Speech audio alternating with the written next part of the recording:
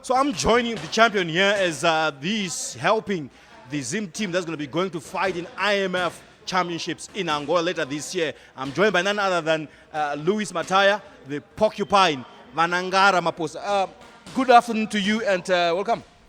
Good afternoon, Gushungo. Thank you for having me. Yes. Now, I see that you are here helping. You are just fresh coming out of a win in Nigeria where you won by submission. But you are here now training the youngsters. What does that mean to you? It's a responsibility as a fellow countryman, as a brother to these guys, and as a professional. It's my responsibility as a pioneer to give back, each one, teach one. It would be so nice to go the journey together. You know what they say, you want to go far, go together. You want to go fast, go alone. You want to go far, go together. And I'm going with these guys. This is a man with a vision. Zimbabwe is going to be sending a team of fighters in Angola later on this year to go and fight in IMAAF championships, which is sponsored by UFC and Brev. But so can you just tell me the composition of the team that you are training right here? Who are they and where are they coming from? So all these youngsters, I've trained them from scratch, from the very beginning. 2 years ago, I had a vision, to just take young guys that were not in school, not enrolled in any educational system or employment, that were possibly at risk of falling victim to society's darker side. So I took those guys and I decided to accommodate them, to train them, and just build athletes. These are the athletes, and now they're national team members. But they are a project of a really big vision that I have, and they're the first of many. There's 10 of them, 10 at this point, but my vision expands further than that. I want to build a whole army of these guys. Like, go to my rural hometown and take a whole bunch of them, go to their hometowns, get a whole team of them and build hundreds of athletes. That is going to take over the world. I really am inspired by the Dagestanis. This is what they do. They sponsor and finance these athletes, accommodate them, do everything for them. And then now they're taking over the MMA world, the MMA scene worldwide.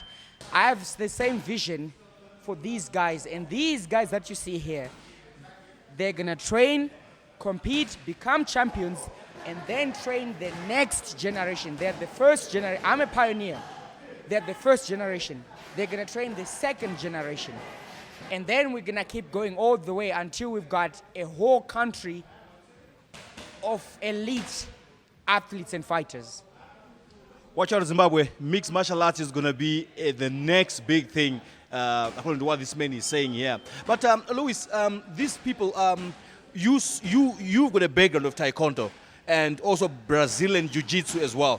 These people, what kind of backgrounds do they have? Do they have any particular styles that they're coming from, or they're just starting from ground zero? So, most of them, all of them, there's 10 of them. 9 of them are starting from zero.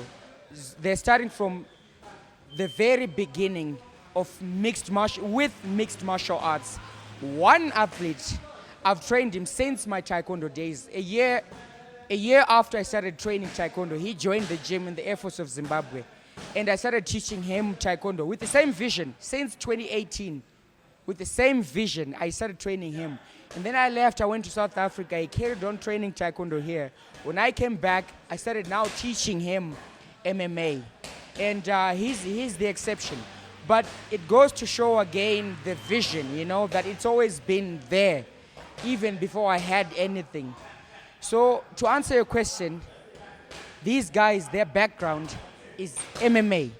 It's purely MMA. Now, for someone who just watches combat sports, They see the violence. They see people just beating each other and everything. But there's much more to that, because you heard Luis just saying that he took a lot of youngsters from off the streets to train them. And there's a lot of misconceptions about this combat sports. People think that is always just violent and everything. But would you just, you are a professional, you have fought in very prestigious places. Would you just try to demystify, this line of thing that combat sport is violent, or it encourages violence? We tame violence. We discipline violence. For 15 minutes, you're given the chance to, in a cage, to get locked up in a cage so that no one else gets hurt. You're given a chance to really express the fighter archetype in you, because we do have those archetypes and we cannot deny it. We do have fighters in us, warriors, because it's in our blood, it's in our DNA. We are meant to protect our countries. We're meant to protect our women and our children. So the Creator gave us that energy to fight. So we channel that energy through martial arts.